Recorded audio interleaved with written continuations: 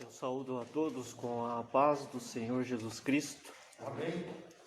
Graças a Deus, irmãos, por esta oportunidade de podermos estudar mais uma lição da nossa Escola Bíblica Dominical. Estamos então na lição 7. O nosso tema de hoje é Cristo é a nossa reconciliação com Deus. Então, quem teve a oportunidade de acompanhar as lições está percebendo que nós estamos falando aqui da história da redenção que nós estamos seguindo, né? Então, nas lições passadas nós falamos da condição ou posição dos gentios diante de Deus, que estavam separados de Deus, e também a respeito dos judeus, né? No qual foi revelado e foram colocados como os dispenseiros do reino de Deus. Esta posição ou condição no qual definimos então era uma posição de condenado em um estado de miserabilidade de Deus. Mas graças a Deus por nosso Senhor Jesus Cristo, que nos trouxe a paz e a reconciliação com Deus. Então este é o tema da nossa lição. Para começarmos, eu gostaria de pontuar e definir dois conceitos importantes da obra da reconciliação que foi feita por nosso Senhor Jesus Cristo. Então eu gostaria de ler na nossa declaração de fé das Assembleias de Deus. Deixa eu só me ajeitar aqui com o material. Então é importante nós definirmos dois pontos, que é o termo expiação e propiciação. Então, na nossa declaração diz assim: o termo expiação, ou verbo expiar, refere-se a sacrifício para purificação e perdão dos pecados. Mas o significado primário dessa palavra é cobrir, cuja ideia é de cobrir com sangue, né? Então já faz uma referência à cruz do Calvário. Então a ideia de expiação é cobrir, né? Então o sangue do nosso Senhor Jesus Cristo nos cobre de todo o mal. Propiciação é o ato que apazigua a ira divina e satisfaz a santidade e sua justiça. Então propiciou, importante o termo, propiciou um ministério da reconciliação por a justiça e a ira divina, que estava sobre aqueles que estavam separados de Deus, condenados. Lembra então? A posição de condenado e um estado de miserabilidade, né? Nosso Senhor Jesus Cristo, ele propicia, né? Ele apazigua a justiça e a ira de Deus. Ele satisfaz a justiça e a... Então esses termos são importantíssimos para a nossa lição de hoje. Então, repetindo aqui, o ato que apazigua a ira divina e satisfaz a santidade e a justiça, resultando no perdão dos pecados, né? Então promove uma reconciliação. A nossa declaração de fé está bem claro ali.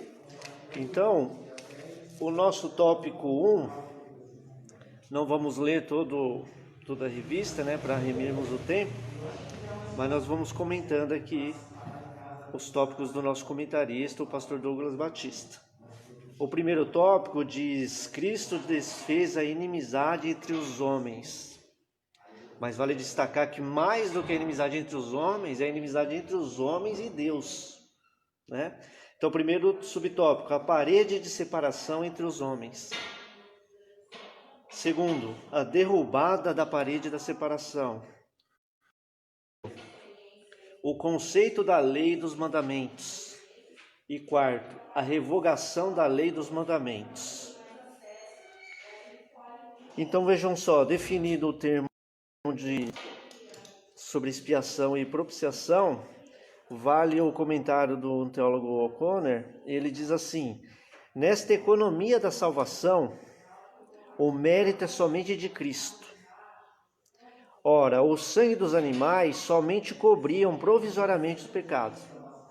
Então a expiação única e eficaz é de nosso Senhor Jesus Cristo, porque o sangue dos animais só cobria um pecado. Então, fazendo uma referência aos cerimoniais judaicos, nós estudamos nas aulas anteriores. Estes sacrifícios oficiados no tabernáculo e posteriormente no templo eram apenas sombra do sacrifício único e perfeito. Nós podemos conferir isso lá em Hebreus capítulo 10, verso 12. Né? Quando da plenitude do tempo, reconhecemos a... Então é importante lermos esse texto. Atos 4, verso 12. E em nenhum outro há salvação, porque também debaixo do céu nenhum outro nome há, dado entre os homens pela qual devemos ser salvos. Então é o nome do nosso Senhor Jesus Cristo, né? Aquele que então expiou e propiciou esta reconciliação. Então esse é o tema de hoje, né? Então não somos mais contados como inimigos de Deus, graças a nosso Senhor Jesus Cristo. Então vamos ver aqui uma visão mais técnica a respeito da reconciliação.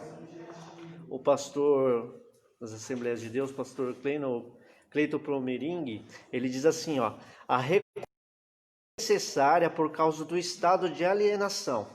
Então nós estudamos semana passada, alienação, aquele que está alheio, é ignorante a respeito das promessas e da história da redenção que vem acontecendo. Então ele não está informado, está alheio, alienado a respeito disso. Então ele é importante porque trazer estes para próximo de Deus, esses que estão alienados, né? Também diz, no estado de alienação, o ser humano encontra-se fora do centro divino, do qual seu próprio centro pertence de forma dependente. Então, como pode o homem viver alienado de Deus se ele subsiste somente por Deus, uma vez que ele não é uma substância, somente Deus? Então ele depende, a sua vida depende de Deus. Então como ele pode estar alienado? Esta era a condição de miserável, né? O homem que está alienado de Deus, longe de Deus, não conhece as promessas, está alheio à história da redenção, ele está num estado de miserabilidade, né? Então nosso Senhor Jesus Cristo vem promovendo essa reconciliação, né? Então essa é a do tópico 2, o subtópico 2, né? A derrubada da parede da separação. Então eu elenquei aqui num caráter mais pedagógico pelo menos 2 pontos, né? Primeiro, houve um ofensor, né?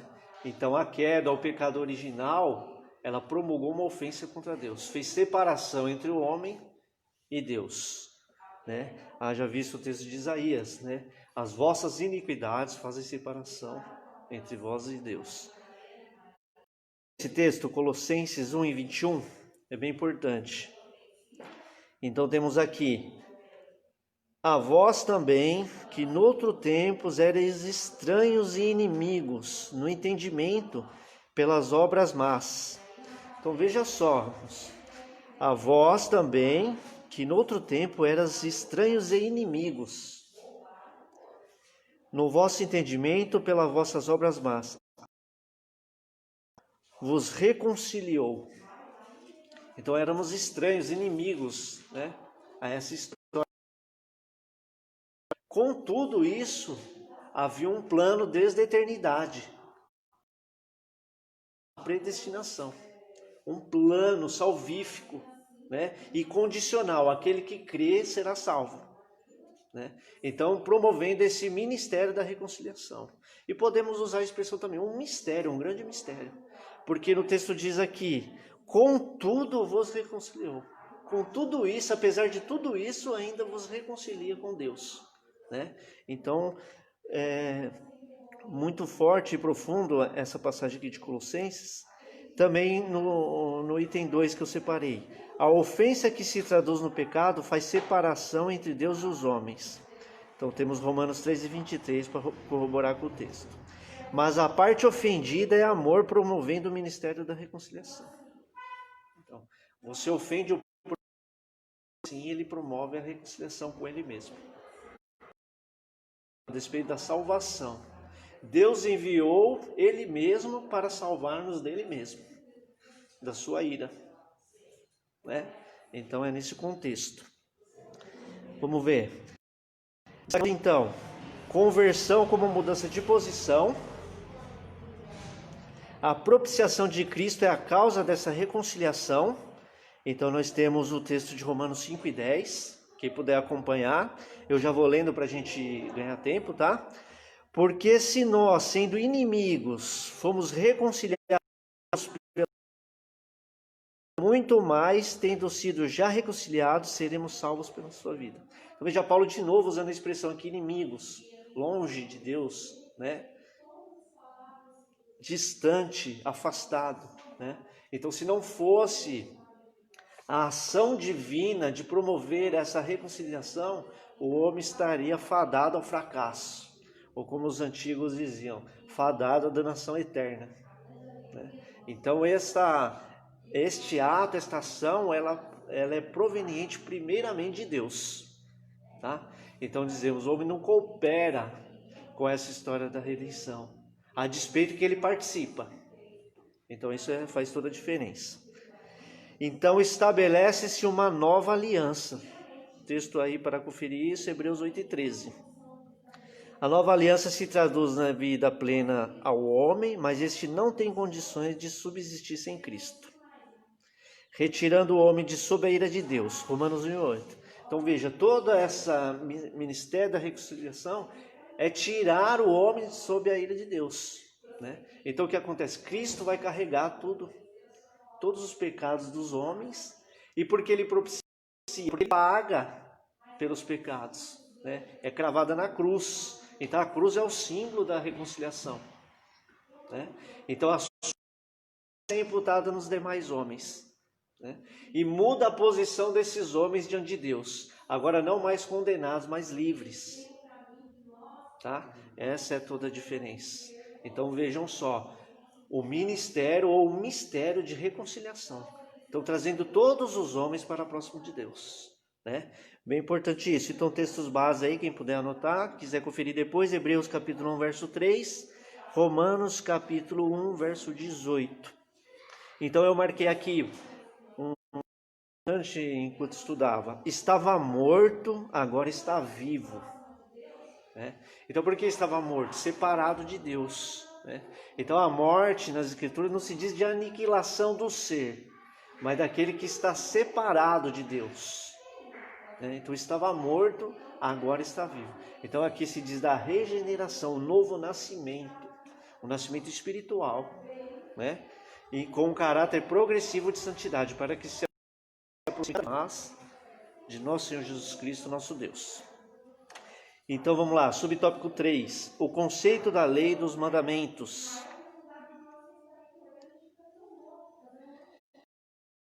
Aqui, a respeito da lei, então, eu separei pelo menos 3 ou 4 pontos aqui. A lei, então, ela foi a forma consciente do pecado e da condenação. Vamos explicar isso aqui. Primeiro tópico que eu elenquei, para que ficasse claro essa prerrogativa aqui do conceito da lei e dos mandamentos. Então diz assim, ó, a lei, embora boa, aumenta o mau desejo pela proibição. Assim acontece a semelhança do fluir da água, que se flui para um lado e torna-se mais impetuosa quando surge um obstáculo. Vencido esse, precipita-se com maior volume e impetuosidade pela vertente. Então quer dizer, é como se fosse um dique, né? Tem uma represa e você vai represando aquela água, né? Então você vai segurando a água, mas ela vai ganhando mais força. E se aquilo romper, né, é um desastre torrencial, né? Então a lei, ela estava nessa posição, ela ia contendo o pecado, mas ele ia espremendo o homem ali, ele não tem condições sozinho de represar todo o pecado. Então, uma hora outra, aquele pecado ele rompe, né? Ele faz o que uma água faz quando destrói a represa. Então era nesse sentido, né? Então o homem não tem a força de represar o pecado. Por quê? A sua natureza é corrompida. Ele não tem essa força, né? Então até peguei um texto de Agostinho, ele diz assim, ó: constitui, pois, erro grave, Crer que se possa alcançar a justiça perfeita só com as forças humanas naturais. Então constitui um erro grave o homem achar que ele pode conter sozinho, né?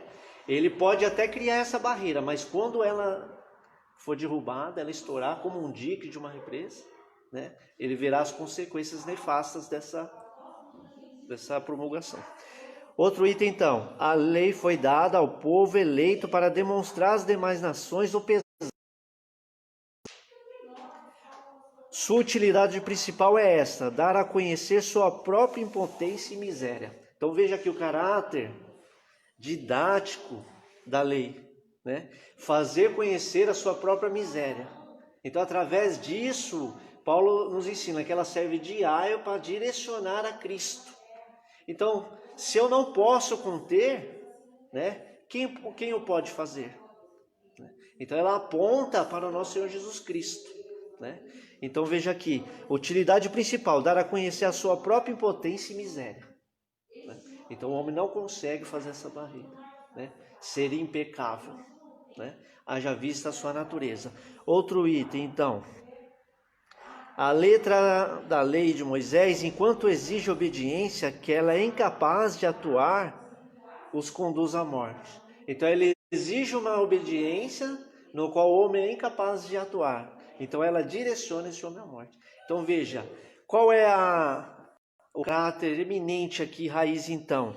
A lei forma o homem consciente do seu pecado e da sua condenação. Então ela traz a ideia que ele é pecador e está condenado. Este é o caráter pedagógico, vamos dizer assim, da lei, né?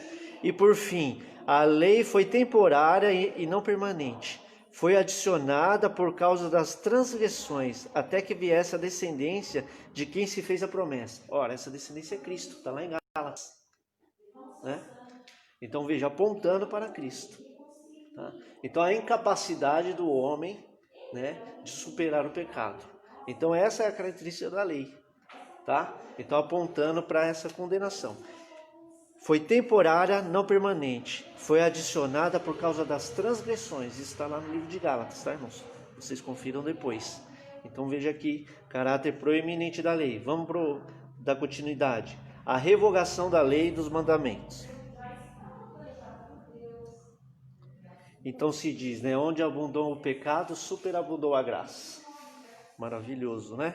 Então, no âmago do povo de Israel, na sua alma, né, de uma nação e do povo que viria a graça, não como uma emanação de poder, mas como uma pessoa, né? Então nós estamos falando da descendência, e a lei estava apontando para isso, né? Nosso Senhor Jesus Cristo, porque nós estamos falando aqui no nosso contexto de um ministério de reconciliação, que seria promovido por nosso Senhor Jesus Cristo, por Ele, tá, irmãos? Então vamos lá, separei mais tópicos aqui, para ficar a aula mais didática e vocês terem a oportunidade de consultar depois. Salvação mediante a graça pela fé, conforme Efésios. Essa salvação é condicional. João e Marcos, confiram lá, Marcos 16:16. Aquele que crê será salvo, e quem não crê será condenado. Em João diz, já está condenado, né? Porque já está, é um estado, uma condição ou uma posição agora de condenado, como nós viemos falando aqui. Ele já está condenado. Então, se não é a ação de nosso Senhor Jesus Cristo, né, para desfazer essa condenação, qual o fim último deste homem, né? Então veja a importância de nós sabermos da obra salvífica do nosso Senhor Jesus Cristo, que promove essa reconciliação com Deus. O que significa em última instância então? Não estamos mais debaixo da ira de Deus. Vejam só, então nós vamos falar sobre a paz que isso promove, né?